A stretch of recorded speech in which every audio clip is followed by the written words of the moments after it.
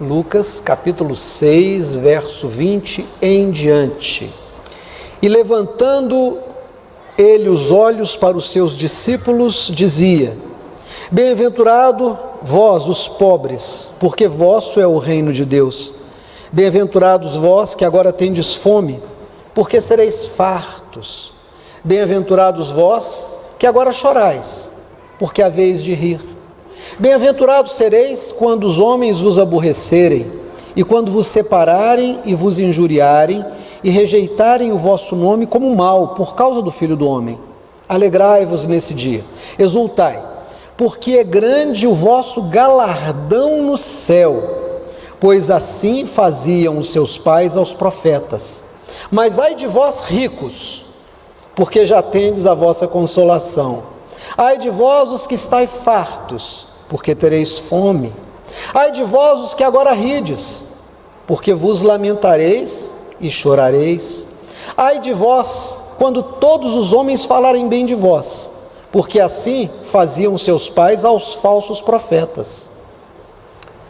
Mas a vós que ouvis digo: amai a vossos inimigos, fazei bem aos que vos aborrecem, bendizei os que vos maldizem, orai pelos que vos caluniam. Ao que te ferir numa face, oferece-lhe também a outra, e ao que te houver tirado a capa, nem a túnica recuses. E dá a qualquer que te pedir, e ao que te tomar o que é teu, não lhe tornes a pedir. E como vós quereis que os homens vos façam, da mesma maneira fazei-lhes vós também. E se amardes aos que vos amam, que recompensa tereis? Também os pecadores amam os que os amam. E se fizerdes bem aos que vos fazem bem, que recompensa tereis? Também os pecadores fazem o mesmo.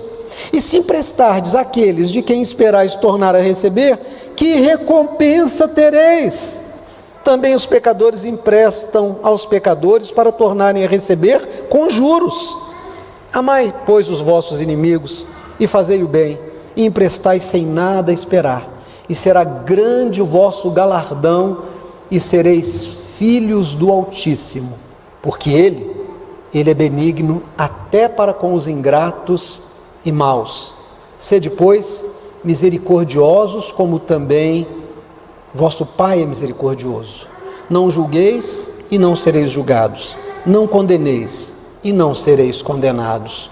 Soltai e soltar-vos-ão, dai e ser-vos-á dado, boa medida, recalcada, sacudida e transbordando vos darão, porque com a mesma medida com que medirdes, também vos medirão de novo. Amém.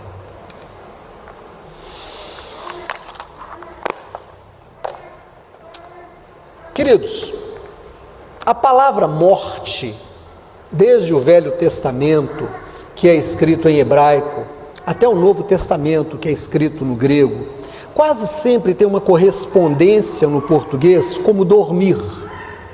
Naturalmente, em função disso, e são muitas as vezes, surgiu uma doutrina aceita pela maior parte dos evangélicos, de que morrendo alguém, essa pessoa dorme. E ela fica esperando um final de um período da humanidade na Terra, onde então todos serão despertados, julgados, e aí cada um recebe alguma coisa. Essa doutrina, ela tem alguns inconvenientes. O primeiro deles é que não traz esperança nenhuma para a gente, porque não fala nada. Eu dormi, e daí? A pergunta continua: o que vai ser depois da morte? Segundo inconveniente: eu queria tanto encontrar com as pessoas que eu amo.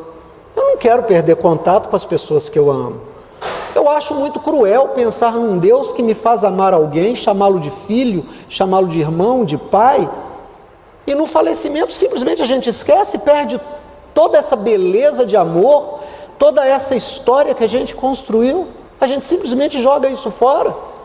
Parece muito cruel para mim pensar num Deus que me faz amar alguém e de repente essa pessoa sai da minha vida, eu nunca mais vou ver, ela não lembra mais de mim, eu não lembro mais dela, só me resta um sofrimento. Terceiro, parece muito injusto que de alguma forma alguns aqui vivem momentos felizes com mais frequência do que outros. Alguns colecionam tragédias, perdas, dores e injustiças. Pior ainda, alguns vivem mal e são recompensados aqui.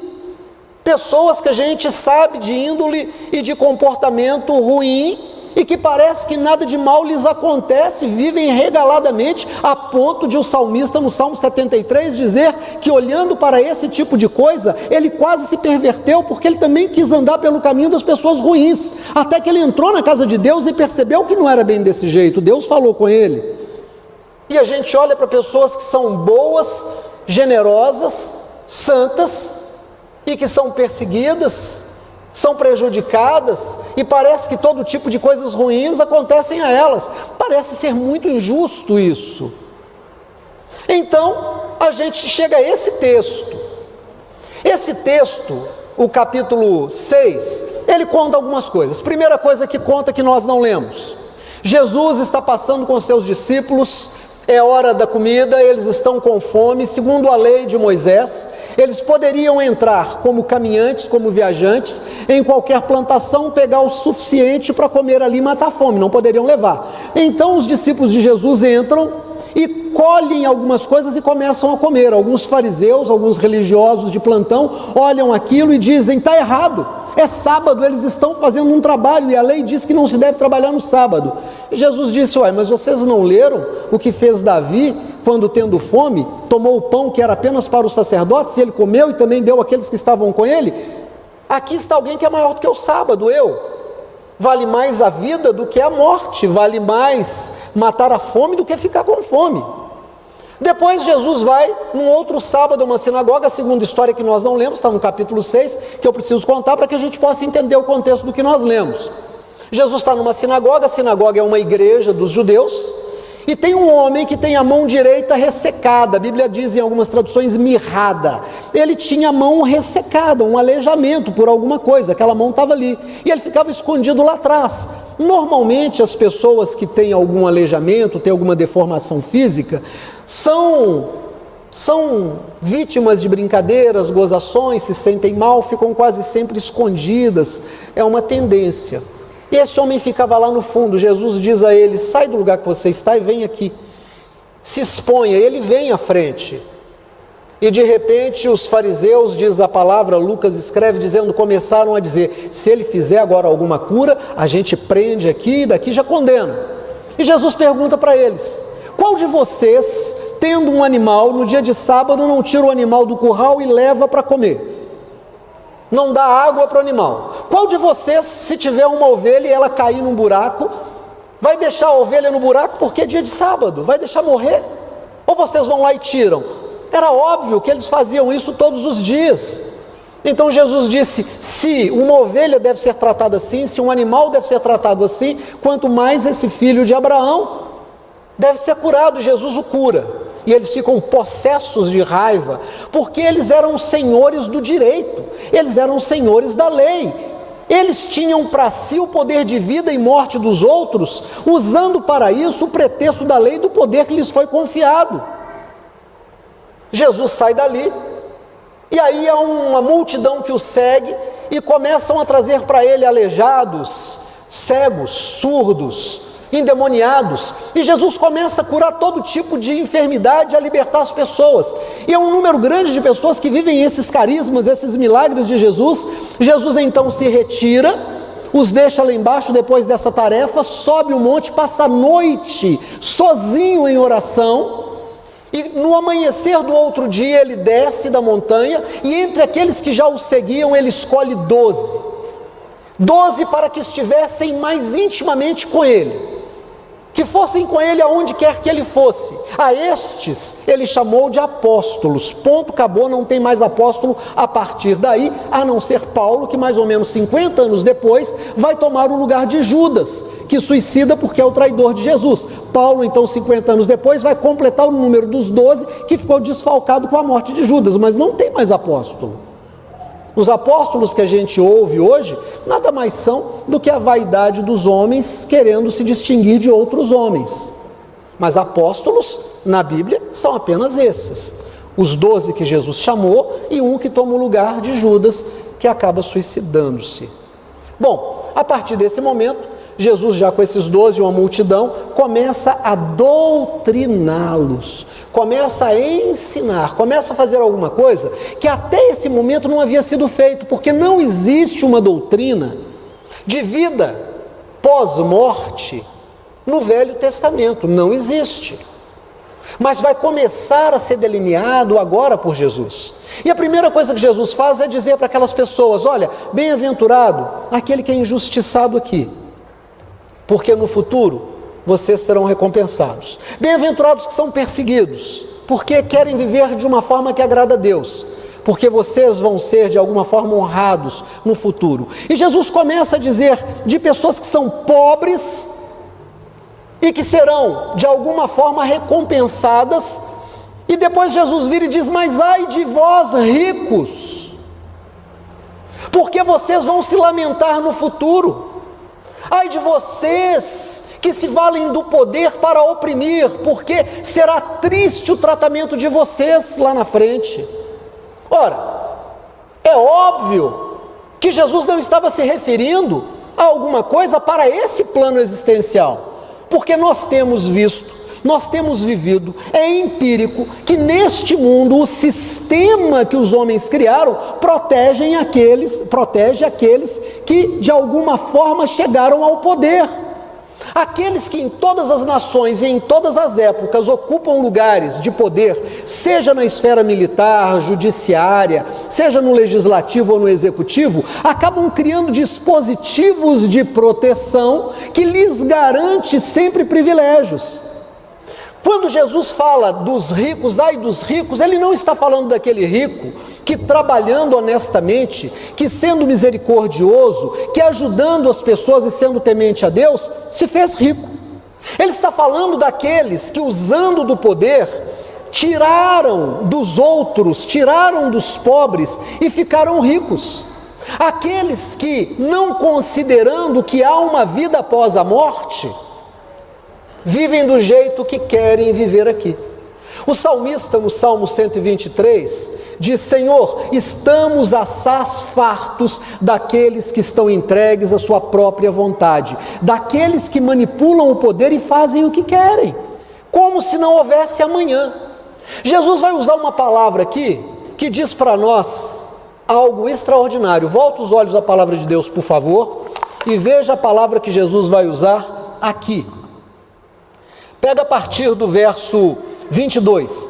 Bem-aventurados sereis quando os homens vos aborrecerem e quando vos separarem, vos injuriarem e rejeitarem o vosso nome como mal por causa do Filho do Homem. Folgai nesse dia, exultai, porque é grande o vosso galardão no céu, pois assim faziam seus pais aos profetas. Olha que interessante, Jesus diz assim: haverá um galardão no céu. Como é que é o negócio? Então não é dormir. Então, esta vida determina alguma coisa que vai acontecer conosco logo depois da morte. Então a morte não é uma passagem que me leva a um sono esperando meramente um juízo. O que é galardão? O que é galardão que Jesus usa aqui? Que tipo de premiação é essa? Voltando os olhos à palavra de Deus, volta para o verso 20. E levantando os olhos para o céu, disse aos discípulos: bem-aventurados os pobres, porque vosso é o reino dos céus. Sabe o que é reino dos céus? Governo de Deus. Governo de Deus é justo. Isso é galardão. Bem-aventurados vocês que são pobres, porque alguém roubou de vocês o que lhes é de direito. Por isso é que Jesus curou aquelas pessoas, por isso é que Jesus curou aquele homem no templo, por isso é que Jesus, passando pelas searas, disse: podem comer. É justo que quem tem fome, coma. Não é justo que quem tem o poder diga: permaneça com fome e deixa a seara intocada. O que Jesus está dizendo é que aqueles que chegam ao poder devem produzir justiça, e que aqueles que conduzem homens e mulheres ao poder devam viver com benefícios da justiça. Então Jesus vai dizer assim: bem-aventurados vocês os pobres, porque vocês agora podem estar sendo roubados no seu direito e mantidos na pobreza, mas a partir da morte vocês terão um galardão, vocês serão supridos. Mas o que é que ele diz para essas pessoas que se enriqueceram a partir da injustiça que produziram? Jesus vai dizer aqui, presta atenção, verso 24: mas ai de vós ricos, porque já tendes a vossa consolação, ai de vós que estáis fartos, porque tereis fome. Então do outro lado vai ter fome. Então a partir da morte não é um sono, há alguma coisa muito parecida com uma sensação de falta do outro lado. Há uma parábola de Jesus, em que Jesus diz de um homem rico que não se importava com um homem miserável que vivia na sua porta, e ele tinha uma mesa farta e não dava nada a ninguém. Ele vivia de uma forma regalada, mas não era sensível à dor de quem estava ali do seu lado.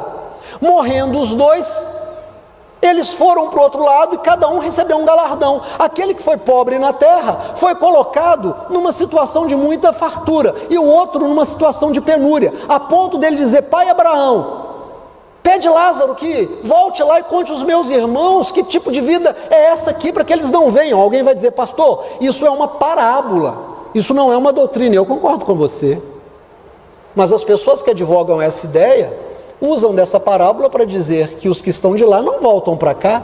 Eu não posso pegar um pedacinho da parábola e valorá-la e desvalorizar o resto. Ou eu pego toda, ou eu não pego nada. E se Jesus a colocou aqui, é porque ela serve como um exemplo que vem confirmar o que nós estamos lendo no primeiro discurso dele a respeito de galardão. Então veja, irmãos, a Bíblia diz assim para nós, preste bem atenção em 2 Pedro, capítulo 3, que Deus não quer que ninguém se perca, mas que todos cheguem ao arrependimento.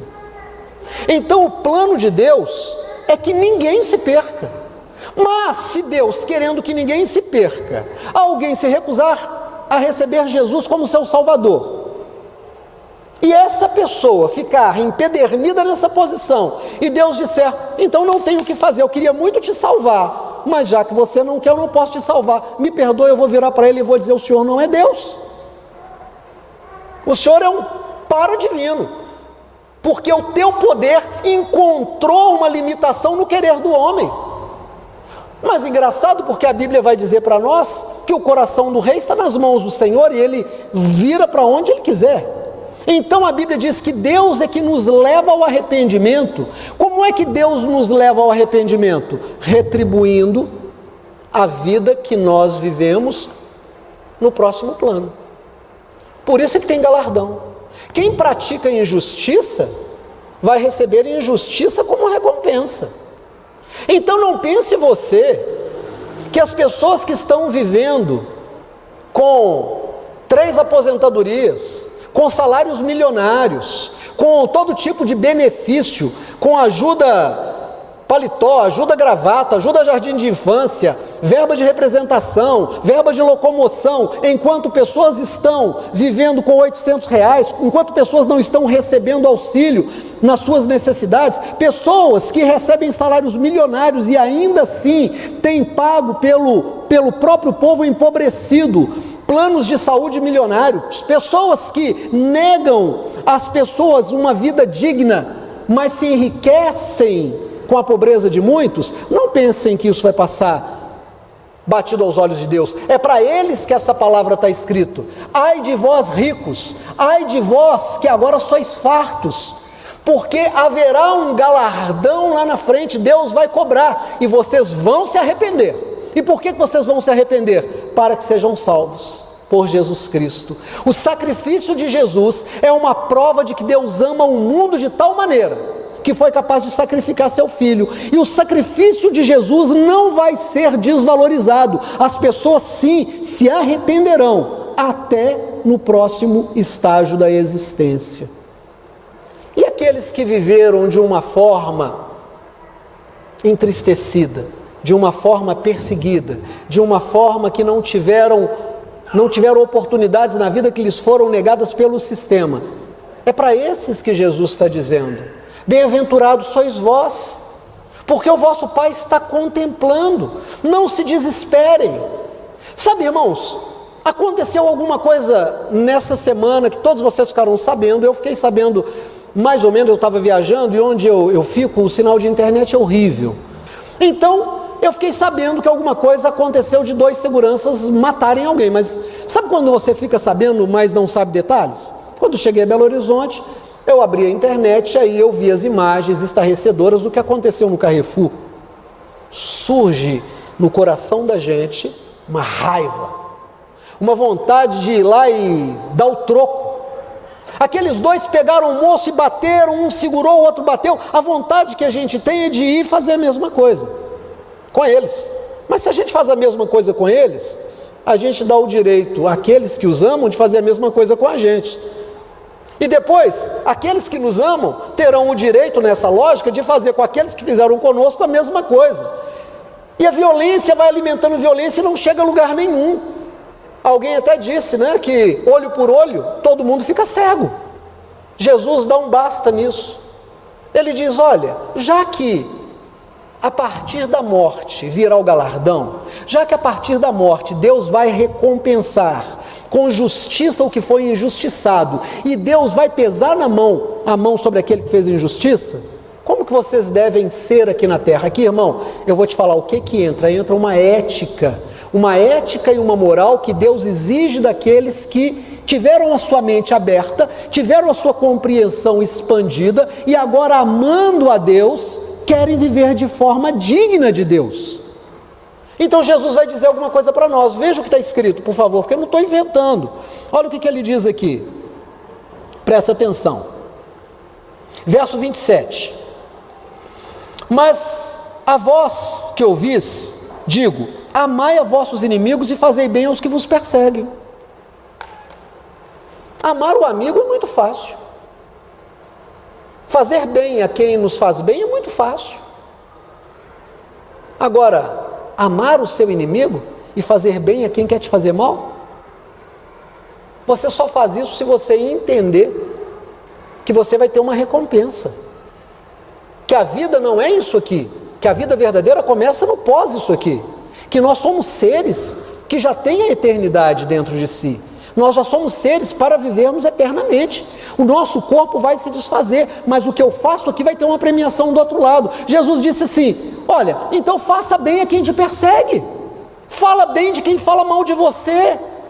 A sua ética tem que pôr fim à violência. Vendo aquela cena, a minha vontade era dizer, põe fogo nesse supermercado. A minha vontade natural. E eu vejo no noticiário que alguém foi e pôs.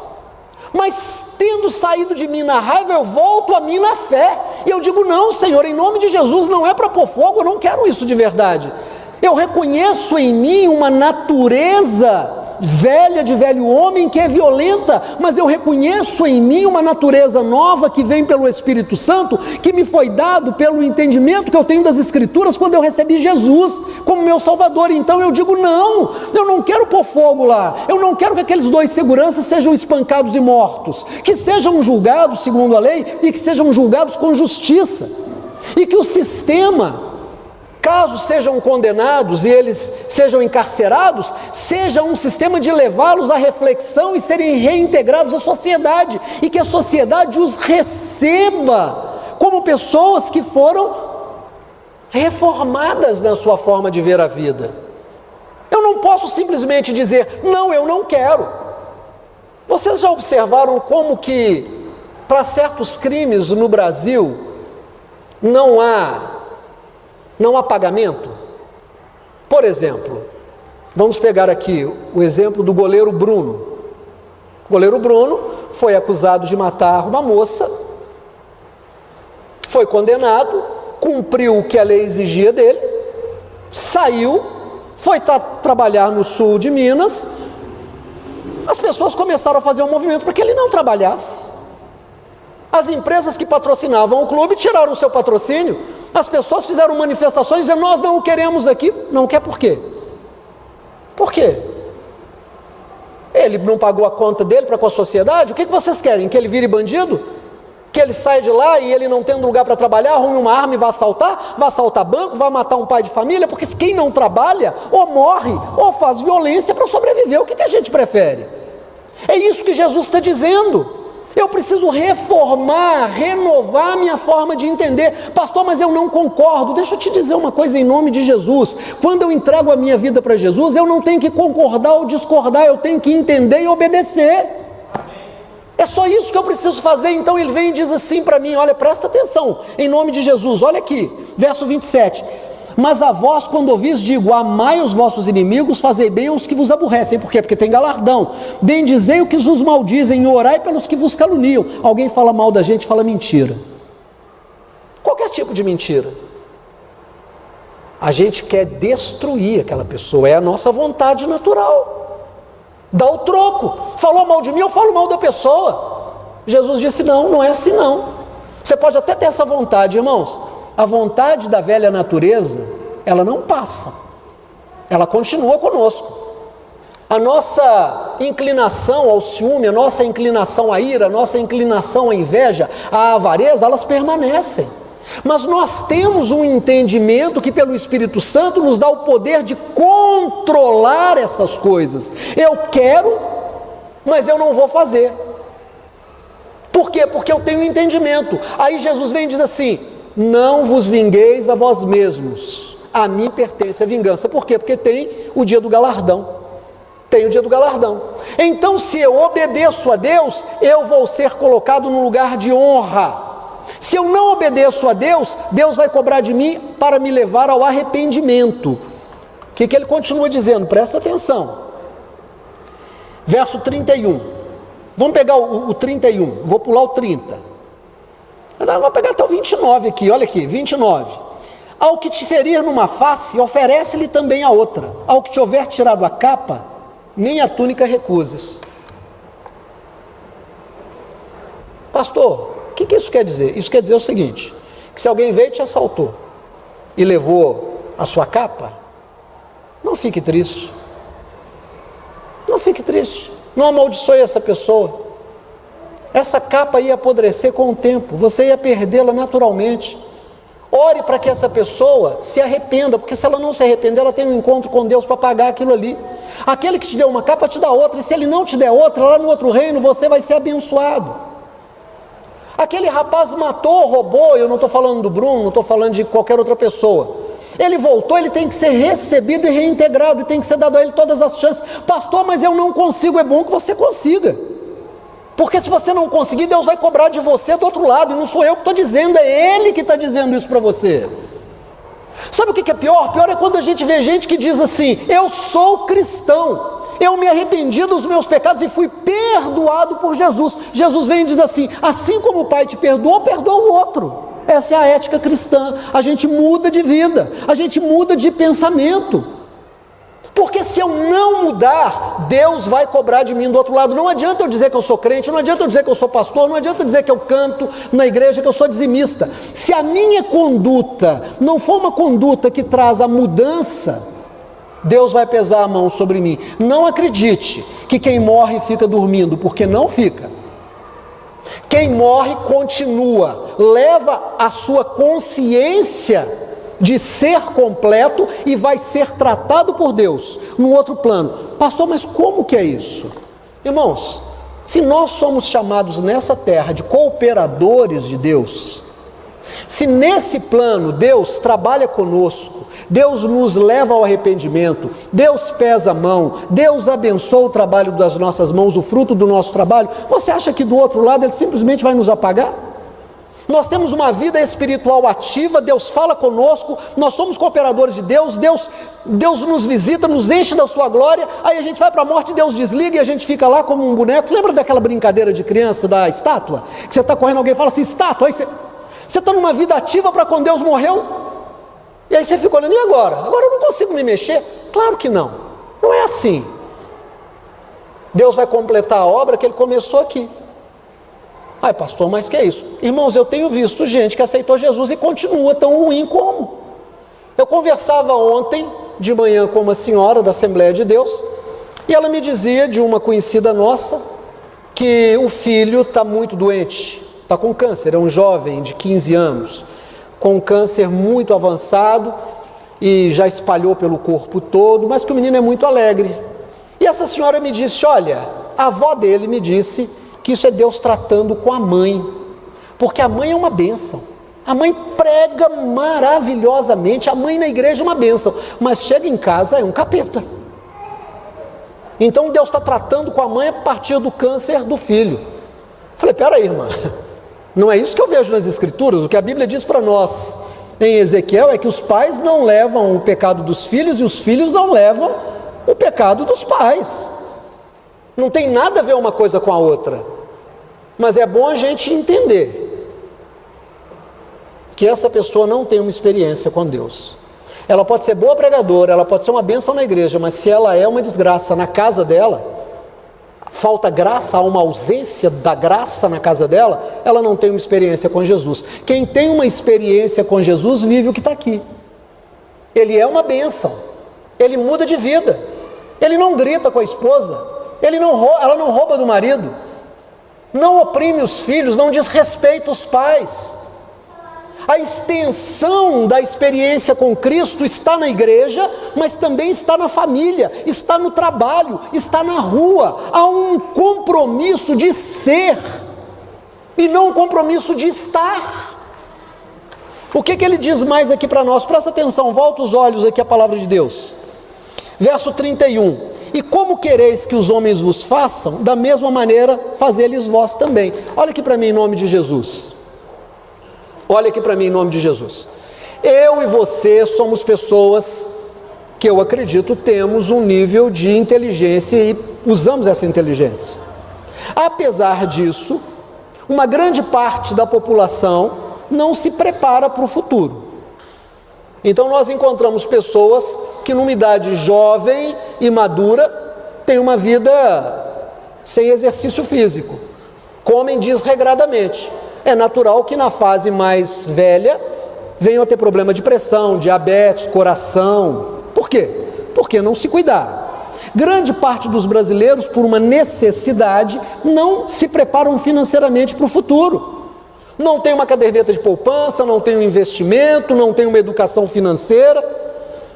E um dia alguém que é um consultor de negócios disse para mim: pastor, o senhor sabia que se o senhor colocar R$50 numa aplicação todo mês, em 30 anos o senhor teria o equivalente hoje de R$1 milhão? Eu falei, bacana, que legal, só tem um problema. Tem fase da vida da gente que a gente não tem R$50 sobrando no final do mês.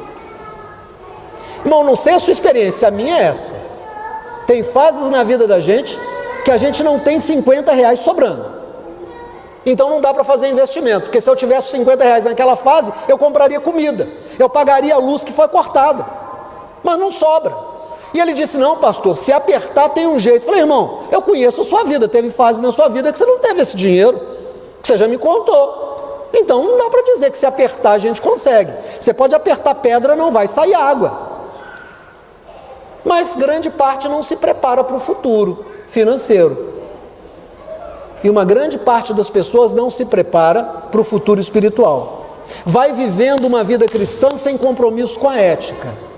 Acha que ser crente é cantar na igreja, vir no culto, vir na escola dominical de vez em quando, ser dizimista. Isso é pouco. Nós precisamos ter uma ética, nós precisamos amar os nossos inimigos e Jesus nos dá uma chave. E eu vou terminar com essa chave. Pastor, como é que eu vou me preparar para a minha vida após a morte? Eu preciso lembrar de tudo isso? Seria muito bom se você se lembrasse de tudo isso, mas não precisa. Você só precisa se lembrar de um versículo. Presta atenção, volta os olhos à palavra de Deus sempre, irmãos. Tudo que eu gosto de pregar, eu gosto de dizer, volta à palavra de Deus para você colocar a sua fé na palavra. Olha o que está escrito aqui, presta atenção, verso 31. E como vós quereis que os homens vos façam, da mesma maneira fazei-lhes vós também. Essa é a chave. Essa é a chave da ética cristã. Como que eu quero ser tratado? Eu quero ser tratado, eu vou tratar desse mesmo jeito, eu vou plantar essa semente. Me lembro de uns anos atrás, uma moça me procurou, uma jovem senhora, que eu gosto muito, e disse, pastor, meu marido me traiu com a minha cunhada, com a esposa do meu irmão. 2 casamentos foram para o espaço de uma vez só, o meu e o do meu irmão. Isso há muitos anos atrás. Agora essa dona vai e converte. O marido dela convertido. E aí Deus fala com ela, ela manda me dizer que quer ir lá em casa me pedir perdão. Como que eu recebo essa pessoa lá em casa? Como? Irmãos, e Deus dá para a gente uma palavra assim, vem de supetão? Eu falei, receba do jeito que você quer ser recebida quando chegar no céu. Como é que você quer ser recebida quando você chegar no céu? É desse jeito que você vai recebê-la. E ela parou e disse, e fez. Depois ela me disse, a própria moça, quando eu a recebi em casa, me perguntou, como que você me recebe na sua casa? Eu não achei que você fosse me receber. E ela disse, porque o meu pastor me ensinou a fazer desse jeito. Irmãos, essa é a chave. Como é que você quer ser tratado quando chegar no céu? Mas o goleiro Bruno, pegando de novo o exemplo, porque é de conhecimento público, ele foi contratado para jogar aqui. Como é que eu quero ser recebido? Eu vou recebê-lo dessa mesma forma. Mas ele matou ou roubou? Ele pagou a conta dele com os homens? Pagou. Não sou eu maior do que Deus que já o perdoou. Então eu vou dar a ele chance. Eu quero ter a oportunidade de dizer para ele, você precisa receber Jesus como seu Senhor. Se eu simplesmente disser, some, não quero você, quando é que eu vou poder dizer isso para ele? Irmãos, desde 2018, ficou muito claro que uma parte da igreja não tem uma experiência com Jesus, porque é uma parte que fez uma opção por uma violência institucional. Quem tem parte com Jesus não quer bandido morto, quer bandido restaurado, regenerado, convertido, arrependido, com a vida mudada. Quem é de Jesus quer as cadeias esvaziadas, não porque as pessoas morreram lá dentro, mas porque elas se converteram e viraram pessoas boas. Quem leva a sério esse versículo, na hora que vai fazer fila dupla, pensa, como é que eu gostaria de passar nessa avenida com alguém fazendo fila dupla? Alguém que leva a sério esse versículo, quando vai fazer uma festa e cantar até a meia-noite alto, diz, como é que eu gostaria de dormir na noite, que o meu vizinho fizesse uma festa cantando até meia-noite alto? Alguém que é convertido e tem o dinheiro para pagar a pessoa que fez um serviço para ele, não diz, volta amanhã tendo dinheiro no bolso, não diz, volta amanhã que eu vou te pagar. Ele diz, como é que eu gostaria que essa pessoa me tratasse se eu tivesse feito o serviço? Eu gostaria que ela me pagasse hoje, então ela vai me pagar hoje. E se acaso alguém te tratar mal, alguém te der prejuízo, não te pagar, não amaldiçoe. Não use aquele negócio, Deus vai pesar a mão. Deus não pesa a mão em cima de ninguém porque você quer ou porque eu quero. O que isso faz, quando a gente diz isso, é trazer o peso da mão de Deus sobre a vida da gente. Mas diga que Deus abençoe, que o Senhor possa suprir as minhas necessidades e dessa pessoa também. Fazendo isso, Jesus disse no texto que nós lemos, nós seremos filhos do nosso Pai, em nome de Jesus. Fique de pé, por favor.